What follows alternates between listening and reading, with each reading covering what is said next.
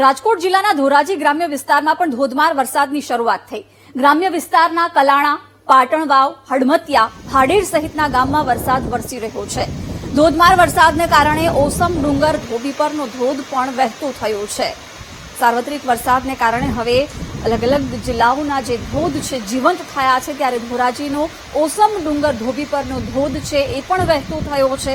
ત્યાંના રમણીય દ્રશ્યો પણ સામે આવ્યા। ધોરાજી ગ્રામ્ય વિસ્તારમાં પણ ધોધમાર વરસાદ વરસ્યો, જેના કારણે હવે ડુંગર ધોબી પર આવેલો જે ધોધ છે એ જીવંત થયો છે, જેને નિહાળવા માટે પણ સહેલાણીઓ મોટી સંખ્યામાં પહોંચી રહ્યા છે।